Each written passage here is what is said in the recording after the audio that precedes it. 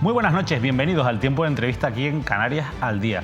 Hemos hablado en muchos espacios, en muchos programas de esta casa, de uno de los mayores problemas que tiene ahora mismo la sociedad canaria, una de las mayores preocupaciones de nuestra ciudadanía, el acceso a la vivienda. Los datos, por otra parte, ponen en evidencia la falta de oferta de alquileres y viviendas sociales y, por otro lado, pues las dificultades que tienen, por los precios y por otros factores, la ciudadanía para poder acceder a una vivienda digna. Bueno, todos esos datos de los que hemos ido recibiendo, bueno, pues algunos titulares a lo largo de los últimos meses y años han sido recopilados en un extenso informe realizado por la Diputación del Común, que pone negro sobre blanco esa realidad, esa crítica realidad del acceso a la vivienda en Canarias. Para hablar de todo ello hoy nos acompaña el diputado del Común, Rafael Llanes. Rafael, muy buenas noches, gracias por estar aquí en Mírame Televisión. Gracias a ti, David, y buenas noches. Bueno, vamos a hablar de algunos datos que están en ese informe, de algunas realidades que percibimos todos los ciudadanos, pero si nos tuviera que hacer un resumen con un titular incluido de lo que han encontrado en ese informe, en ese estudio, ¿cuál sería? Bueno, es un problema muy complejo que no se puede... Por eso decíamos nosotros que es el principal problema social que tiene Canarias. ¿Por qué? Porque no se puede resolver en 4 años que dura un gobierno, ni en 8. Necesita una amplitud de miras, un gran acuerdo entre todas las fuerzas políticas para que, independientemente de la alternancia política normal en cualquier sistema democrático, se tenga un horizonte adecuado. En nuestra opinión, es el modelo el que hay que definir. Y si miramos a Europa, nos damos cuenta que los países que han optado por la propiedad de la vivienda son Hungría, Polonia, países, Bulgaria, Rumanía, países que vienen de la órbita soviética, como no existía la propiedad privada, han ido a ese extremo. Sin embargo, los países que han optado por el alquiler es Alemania, Holanda, Suecia, Dinamarca. Es decir, en primer lugar, habría que diseñar el modelo más amplio posible, que sería, si miramos a los países que protegen el derecho a la vivienda, el del alquiler. Pero ahí ya vemos un primer factor de los muchos de los que podemos hablar en esta entrevista, y es el factor cultural. Es decir, la cultura, la tradición en España ha sido el de la propiedad. Oye, tienes que tener una vivienda en propiedad. Era una cosa que desde pequeños siempre no se nos ha inculcado. ¿Eso cómo se cambia? ¿Cómo se le da la vuelta a ese calcetín?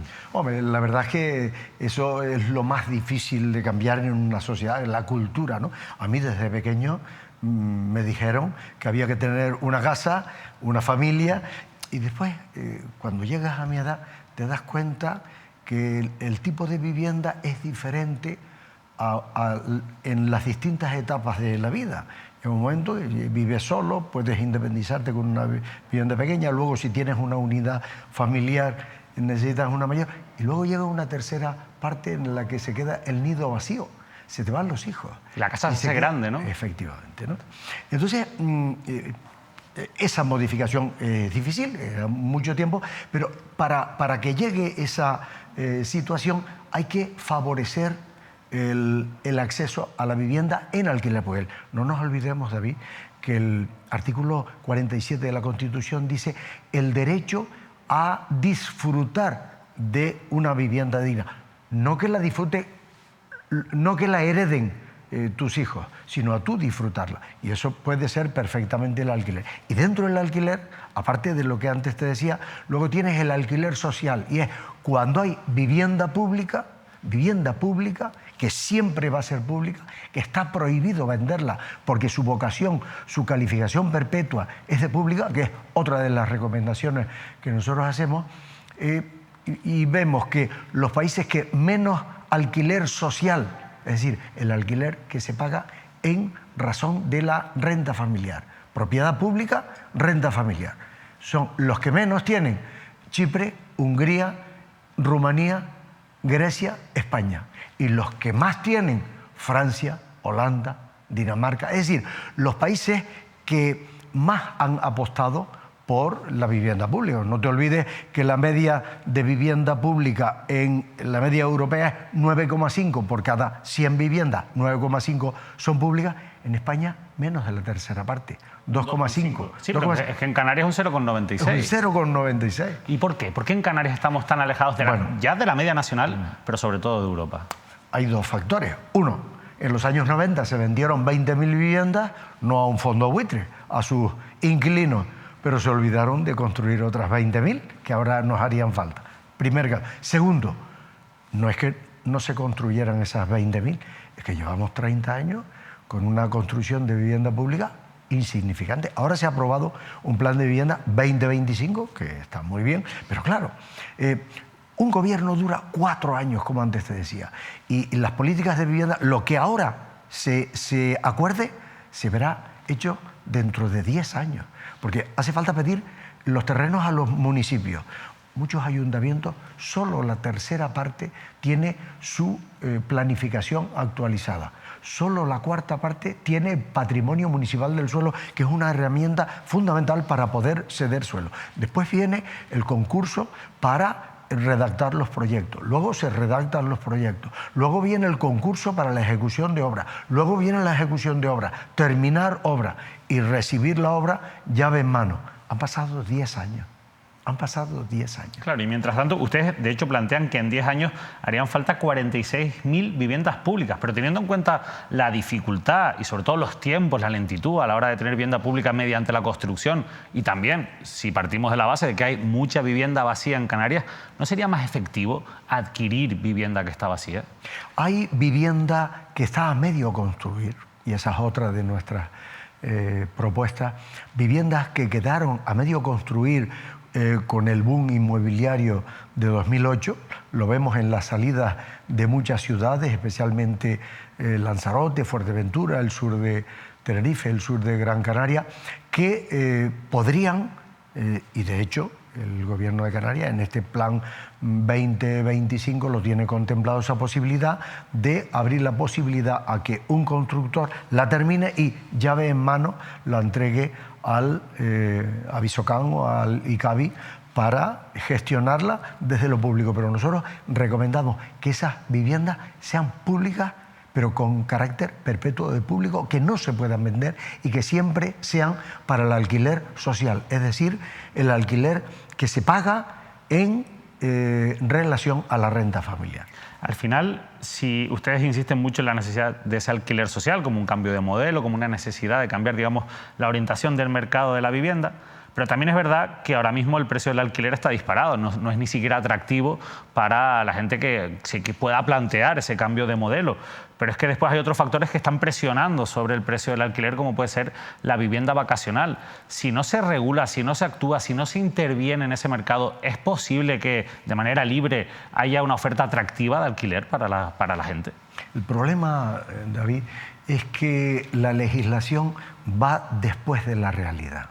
Es decir, aparece esa nueva modalidad de turismo hace años y ahora es cuando se está planteando cómo ordenarlo. Es como el patín eléctrico de las ciudades, ¿no?, que llegó y no se sabía si podía ir por la acera, por la calle, con casco, sin casco, con seguro, sin seguro. Es decir, y no solo influye el alquiler vacacional, que también influye las dificultades que tienen los ayuntamientos para ordenar su territorio. Antes te decía, la cuarta parte solamente tiene la ordenación territorial. Son multitud de factores que hay que analizar, que hay que profundizar y que hay que diseñar una estrategia de la vivienda con largo recorrido. Una estrategia con largo recorrido, pero yo le insistía en si es necesario intervenir o no, porque es que al final, detrás de todo este debate... Tienes que intervenir, David, hay que intervenir. Tienes que intervenir. Tenemos una realidad. Posiblemente, si tuviéramos el número de viviendas públicas de la media europea, es decir, el 9,5%, que no son 46.000 más, sino era del orden de 72.000 más, no habría nada que regular. ¿Por qué? Porque hay vivienda pública. Mira, hay un ayuntamiento como el de Viena, al parecer tiene un origen que se remonta a la Segunda Guerra Mundial. Pero al margen del origen de esa vivienda pública, el Ayuntamiento de Viena tiene 200.000 viviendas del Ayuntamiento. Entonces, si usted tiene que ir a vivir a Viena, no se plantea comprar ni ir al mercado libre. Va al Ayuntamiento, ahí tiene de todos los precios, de todos los tamaños y de todas las posibilidades. Y todo el mundo alquila al Ayuntamiento una gestión pública, eficaz, porque esa es otra de nuestras recomendaciones. Es decir, la vivienda pública no solo hay que construirla y hay que ponerla en alquiler, hay que gestionarla con eficacia. Es decir, hay que prohibir, hay que evitar las ocupaciones ilegales, que las hay que evitar los alquileres ilegales, que los hay, y hay que evitar las ventas clandestinas de vivienda pública que se produce. Es decir, es todo un compendio de actuación para tomarse las políticas públicas de vivienda en serio. Mucha gente también plantea que si al final construimos bolsas de viviendas públicas en los suelos que van quedando libres, normalmente al final creamos zonas poblacionales o residenciales para la gente empobrecida en el extrarradio o alejados de, por ejemplo, los núcleos urbanos o las zonas turísticas. Esto, además de generar un problema de gentrificación y de un poco crear pequeños guetos, también genera un problema de movilidad, porque al final todas esas personas se tienen que desplazar importantes kilómetros a sus puestos de trabajo y tampoco es que tengamos un sistema de movilidad adecuado, con lo cual parece como la pescadilla que se muerde la cola ante esto que se puede hacer. En Canarias, justamente el problema, has dado con la clave del problema. En Canarias existe una situación en Lanzarote, Fuerteventura, sur de Tenerife, sur de Gran Canaria, que son lugares de creación de puestos de trabajo. Y los trabajadores después no tienen viviendas en esos sitios. Una situación diferente, otra problemática es La Gomera, El Hierro, norte de Tenerife, norte de Gran Canaria. Y un caso especial, La Palma, debido a la erupción volcánica. Bien, pues a los lugares de creación de puestos de trabajo, si no implementamos políticas públicas de alquiler en Lanzarote y Fuerteventura, te voy a poner un caso. Mira, antes de las últimas elecciones estuve en Tuineje hablando con la alcaldesa, no la que entró después de estas elecciones, sino la anterior. Y la anterior me decía, pues van a hacer en Tuineje un hotel de 5 estrellas, y ella me dijo la magnitud era impresionante, ¿no? Y me dijo, ¿y sabes? Los trabajadores no solo vienen de fuera, sino que la empresa va a hacer unos módulos, entre paréntesis, unos barracones.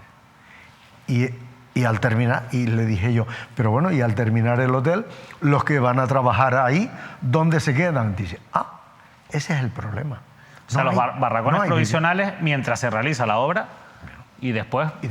A ver qué pasa. Después el jardinero, la limpiadora de las habitaciones.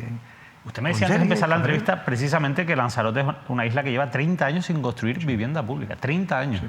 No, y además con una problemática muy complicada. Ahí tenemos en la capital, en Arrecife, tenemos el caso de Titerroy. Titerroy son unas viviendas que se construyen en los años 40 y una de ellas cae, se derrumba y mata a una persona.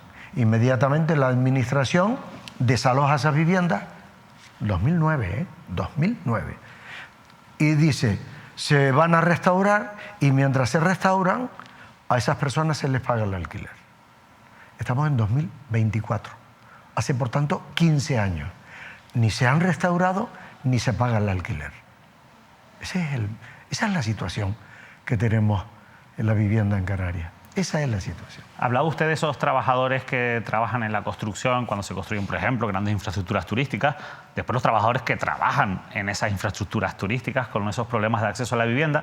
Pero después hay otro, digamos, tercer grupo de trabajadores que son los trabajadores que trabajan en los servicios públicos que tienen que prestar esos núcleos poblacionales. Hablamos de la educación, de seguridad, de sanidad, que también se encuentran con el mismo problema. ¿No tendría que garantizarse también que estos trabajadores, al final, porque lo que ocurre es que nadie quiere trabajar, sobre todo en las islas no capitalinas, porque el alquiler es inaccesible y los problemas de movilidad también son importantes, y al final, bueno, pues nos encontramos con que los médicos, maestros o incluso los policías intentan buscar trabajo en las islas capitalinas. Están viviendo en... ¿Esto no se puede solucionar de alguna manera? ¿Están viviendo? En autocaravanas. En autocaravanas. En autocaravanas, muchas personas. Y luego en pisos compartidos, pero no estudiantes de 20 años, personas mayores que están trabajando en hoteles y no pueden pagar un piso y lo pagan entre 4, ¿no? Pero donde yo quería llegar precisamente es que esto está afectando a los servicios públicos también que se prestan en estas zonas. Pueden llegar a ser deficitarios. Y la movilidad, es decir, TF1 la vemos colmada de coches a las 6 de la mañana de personas que trabajan en la zona turística. ¿Y por qué la vemos llena de coches? Pues porque allí no pueden vivir. Y después, a la hora de planificar la vivienda, David, y esto es importante, hay que ver en qué lugar es necesario construirla. Es decir, hay ayuntamientos que ceden suelo y posiblemente donde hay una demanda importante no es precisamente donde los ayuntamientos pueden ceder suelo. Ahí hace falta políticas públicas decididas desde la comunidad autónoma. Fíjese, un poco en la línea de lo que usted decía, de que hay gente durmiendo en autocaravanas. Ayer conocíamos la noticia que al final solo viene a constatar una realidad que ya viene en el informe, y es la de que el coste de la vivienda ha aumentado un 50% en los últimos 5 años. Y decía la noticia, el precio de la vivienda en Canarias roza los niveles de la burbuja inmobiliaria de 2008. El metro cuadrado no ha dejado de encarecerse en las islas de 2014 y alcanza ya los 1.733 euros el metro cuadrado. Cuando yo comentaba esta noticia en las redes sociales, me sorprendía muchísimo la cantidad de gente que me contestaba para decirme que tienen compañeros de trabajo que precisamente están durmiendo en autocaravanas, están durmiendo en lugares prácticamente en la calle, además de todo el problema que ya tenemos con el sinhogarismo de personas empobrecidas de manera crónica. Estamos hablando de trabajadores, gente que tiene un sueldo, vamos a ver, pero que no puede pagarse un alquiler. Y ustedes decían en el informe, es que el 40% del dinero de media de un salario se va a la vivienda. Y va subiendo, ¿eh? Y va subiendo. Va subiendo porque era el 38 en el mes de marzo y el otro día salía que era el 40. Es decir, y la media en Europa es del 23 y en alquiler social es el 12. Pero mira sobre los datos que acabas de decir. Datos de cuando presenté el informe en el mes de septiembre que lo cerramos. Uno, las comunidades que más cara tienen la vivienda son, por este orden, Baleares, Madrid, Cataluña, Canarias. No nos olvidemos de que Baleares, Madrid y Cataluña son las comunidades más ricas de España. Y alguna más que no está entre esas. Nosotros, las más pobres. O sea, somos los que menos cobramos, pero tenemos los precios más altos. Tenemos el 36% de la población en riesgo de exclusión social, es decir, para ese 36% de la población no hay posibilidad de acceso a la vivienda. Pero es que si vamos al alquiler, en los últimos 3 años ha aumentado el 50%. Y es un proceso que no deja de subir. Es decir, 50%, el año que viene será más. Por tanto, es necesario actuar ya, de forma decidida. Yo decía que no solo... es una medida urgente, es decir, no se puede tardar meses en aplicar medidas, hay que actuar ya desde la actuación pública. Hay que actuar ya.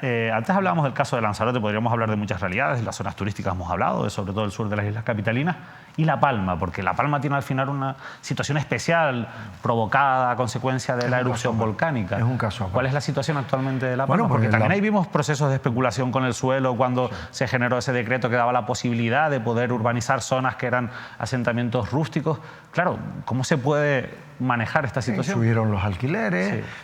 No nos olvidemos que hay un núcleo como Puerto Naos, que muchas personas no lo saben, que está desocupado. Es decir, todavía a día de hoy. Todavía a día de hoy hay emisión de gases y la realidad es que estaría en riesgo la vida de las personas. Por tanto, esas personas están ocupando lugares y hay una zona turística paralizada para la isla de La Palma muy importante. Es una situación muy complicada, muy complicada. ¿Ustedes hacen recomendaciones también en el informe? Ahora mismo en enero se empieza a debatir en el Parlamento de Canarias una proposición de ley de iniciativa popular, que yo presido como diputado del Común la comisión parlamentaria para analizar si esas firmas son válidas o no para llevarlo a cabo. Y en enero, creo que la tercera semana de enero, vamos a admitirla. Ahí, en la legislación propuesta, habrá que debatir en profundidad los diferentes grupos parlamentarios para dar respuesta a una situación muy especial, muy difícil. Fíjese, entre los datos que hemos dado, pues la diferencia que hay de viviendas públicas, solo un 0,96% de viviendas públicas sociales en Canarias frente al 2,5% de la media nacional y lejos del 9,3% de la media europea. Que ya por sí es baja comparado con la Unión Europea. Ahora, de hecho, uno de los objetivos del nuevo gobierno que se ha planteado es construir, no recuerdo la cantidad de miles de viviendas, porque ese 2,5 tiene que subir como mínimo al 7,5% para estar en un nivel medio. La media europea es el 9,5%, porque los países del norte llegan al 17%, pero por lo menos al 7% para poder atender los casos más. Y en Canarias tenemos todavía pues, un trecho más grande que escalar porque estamos todavía mucho más atrasados que la media nacional. Y claro, yo le iba a preguntar por una situación, si me lo permite, paradójica que sea en Canarias, porque a pesar de estos datos, a pesar de que en islas como Lanzarote se lleven 30 años sin construir viviendas públicas, el gobierno de Canarias, la comunidad autónoma, tiene 2 empresas públicas de viviendas, que es el Instituto Canario de la Vivienda y Visocán. ¿No se han hecho las cosas mal en estas dos empresas públicas para tener estos datos a día de hoy? Nosotros, una de las propuestas que hacemos, nosotros presentamos 39 propuestas y lo hacemos con humildad. Y le decimos a los grupos parlamentarios, mire, aquí hay 39 posibles ideas para caminar. Mire, si hay alguna que se considera que no es adecuada, quítenla, modifíquenlo con nuevos criterios. Pero una de los elementos de reflexión es justamente el que acabas de decir. Es decir, tenemos un parque público muy pequeñito, no llega al 0,96%, y encima hay 2 organismos que lo gestionan con criterios diferentes, con formas muy distintas de gestionar el parque público. ¿Cómo puede haber dos empresas públicas, que tengan criterios diferentes sobre...? Una es una empresa pública, Visocán, y la otra es el Instituto Canario de la Vivienda, digamos que es la propia administración. Es un organismo autónomo, ¿no? Un organismo autónomo. Bueno, nosotros lo que hacemos es, oye, reflexione, a ver si lo lógico es que la vivienda pública de Canarias esté gestionada de una determinada forma, no con 2 criterios, con 2 gerentes, con 2 formas de gestionarlo. Es uno de los puntos de reflexión que nosotros hemos puesto en el informe. Al final ustedes, volviendo, lo decía usted ya desde el principio de su intervención, lo que plantean es un gran pacto, digamos, de Estado en Canarias por la vivienda. Y eso es poner de acuerdo a todos los grupos parlamentarios. Yo creo que todos los grupos parlamentarios tienen el diagnóstico claro, porque el diagnóstico es innegable, es empírico, son los datos, son irrebatibles, pero quizás el problema sea a la hora de afrontar el problema. ¿Usted nota diferencias en los grupos parlamentarios? Bueno, yo cuando presenté el informe en la comisión parlamentaria, todas las intervenciones de todos los grupos iban en el sentido de estamos ante un gran problema, es necesario afrontarlo. Nosotros, digamos, hacemos 39 preguntas, 39 posibles puntos para que se discutan, y yo confío, David, es que tengo que confiar en los grupos parlamentarios, que son los representantes de la ciudadanía, para que se sienten y lleguen a un acuerdo. Después llegan las elecciones y que se peleen porque uno sube los impuestos, porque el otro no sé qué, tal. Pero que en la vivienda haya unos objetivos claros de gestión. Modelo de alquiler público, cómo hacerlo, cómo afrontarlo en los lugares tensionados debido a la actividad turística, a la creación, ver el incremento de población que van a tener esos núcleos poblacionales, porque a veces vemos urbanizaciones, lo vemos en televisión, en tal lugar se va a hacer una super urbanización, ¿no?, dirigido al turismo europeo. Y yo siempre digo para mis adentros, pero bueno, ¿y las personas que van ahí a trabajar, dónde van a vivir? ¿En esos super chalets? Evidentemente no.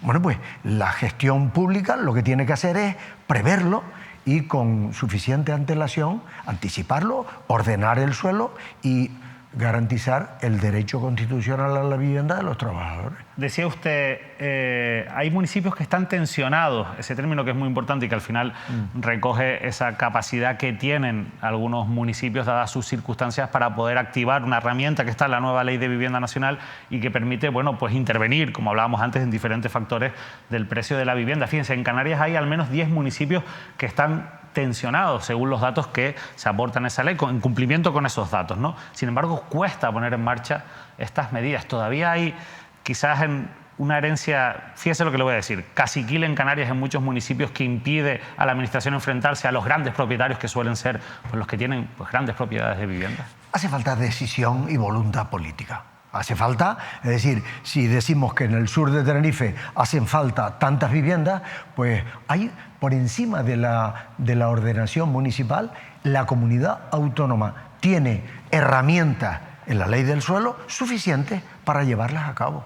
Tiene herramientas. Y no haciendo guetos, que es un peligro que antes mencionaba. No haciendo guetos, es decir, aquí está la urbanización y aquí pongo yo a los trabajadores haciendo un gueto. No.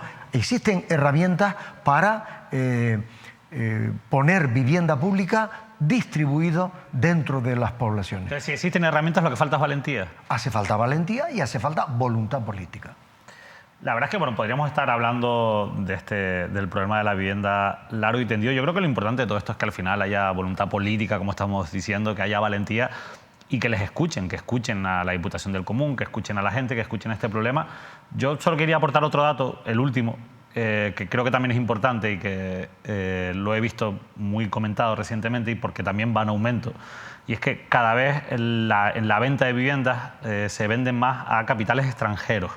Lo digo porque ya es más del 30% de la vivienda nueva que se vende en Canarias se vende a capitales extranjeros. Y claro, eso al final nos abre otro debate también. Hasta qué punto tenemos que permitir o no que grandes inversores, porque al final es gente con una fuerte capacidad adquisitiva, acabe invirtiendo en el mercado de la vivienda en Canarias y limitando por su parte el acceso a la gente residente. Jurídicamente es muy difícil. Es complicado. Es muy difícil decirle a un señor que por nacer en un lugar tiene un derecho y por nacer en otro lugar dentro de la Unión Europea tiene otro. Es decir, no es posible. Lo que tienes que hacer es viviendas públicas valientes para que exista mucha oferta, porque también hemos estado hablando de la vivienda pública, pero también en el sector privado hay posibilidades de, usando el convenio del interés público con la inversión privada, se pueden hacer. Es decir,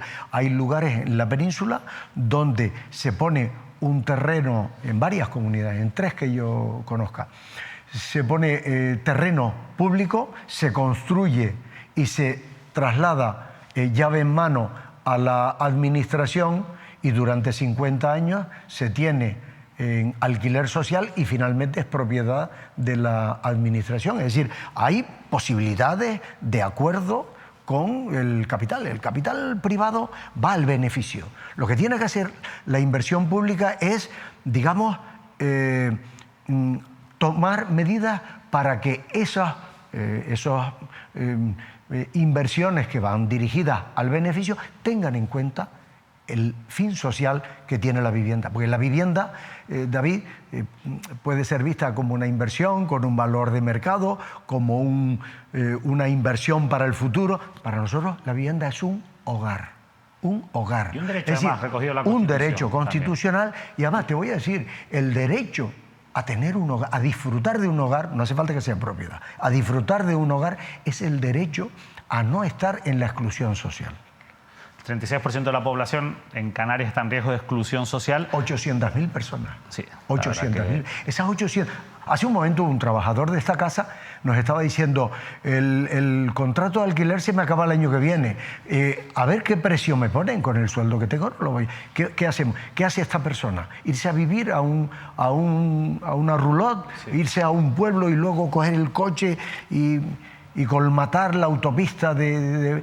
Es complicado. Es que es muy complicado porque a usted acaba de dar también en un factor importante que es la incertidumbre. Es decir, ya es muy difícil diseñar un modelo de familia, un modelo de vida, no tiene por qué ser de familia, un modelo de vida, aunque sea personal o individual, en una sociedad en la que lo más importante, que es tener un techo, no lo puedes tener garantizado, ¿no? Sin el hogar no puedes construir un proyecto de vida. Por cierto, Rafael, lo cierto es que hablaban de ustedes los grandes inversores y a mí se me venía a la cabeza que, oye, que gran parte de esos inversores, más allá de los fondos buitres con los que es muy difícil negociar, son entidades financieras en las que muchas veces las propias administraciones tienen su dinero. Quizás habría que tener un poquito también más de valentía en ese sentido a la hora de negociar con esas entidades financieras desde los ayuntamientos, cabildos y desde el gobierno autónomo para presionar un poco, ¿no?, de cara a esas viviendas que tienen vacías. Los fondos de inversión están en todo el planeta y son como un pulpo que va con sus tentáculos, y la administración pública, la única posibilidad, tiene que actuar, como antes decíamos, con determinadas medidas en lo privado. Pero la forma real en la que Europa ha afrontado ese problema, la forma real, es con vivienda pública, con vocación de ser pública y con esa calificación perpetua de pública. Es la única posibilidad. Con ese mensaje vamos a irnos despidiendo, Rafael, pero usted antes hablaba de la necesidad de que los grupos parlamentarios se pongan de acuerdo en materia de vivienda. También van a tener que ponerse de acuerdo en cuanto a la posible renovación o no de los órganos que dependen precisamente de la Cámara Autonómica, y uno de ellos es la Diputación del Común. Hasta ahora la historia nos demuestra que cuando ha habido un cambio de gobierno, como ha ocurrido en las últimas elecciones, se renueva la figura del diputado del Común. ¿Usted a día de hoy tiene constancia de si van a contar con usted o no de cara al futuro de la Diputación del Común? Yo estoy en la Diputación del Común trabajando hasta el último minuto con mucha ilusión. Hay muchos problemas, no solo el de la vivienda, también el de la dependencia, el de la discapacidad, que me lleva todo el día de trabajo.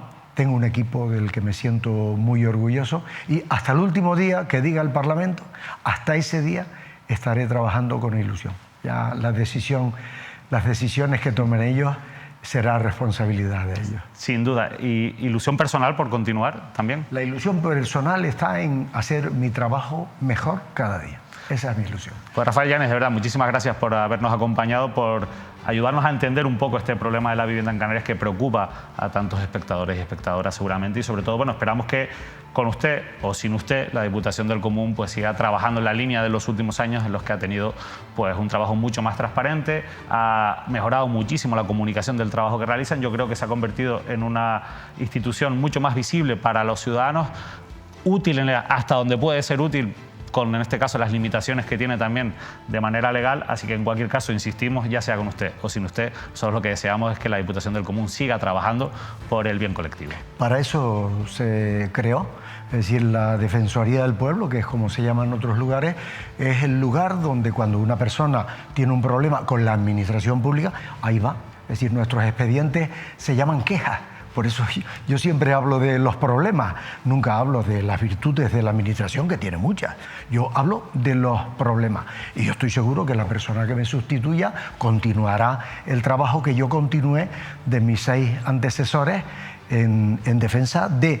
Tenemos 2 funciones. Una, defensa de los derechos fundamentales, hablábamos de la vivienda. Y el segundo es la supervisión de las administraciones públicas, es decir, vigilar y controlar para que la administración pública cumpla con la legislación, que no siempre lo hace. Pues Rafael Llanes, verdad, muchísimas gracias y muy buenas noches. Gracias a ustedes, buenas noches.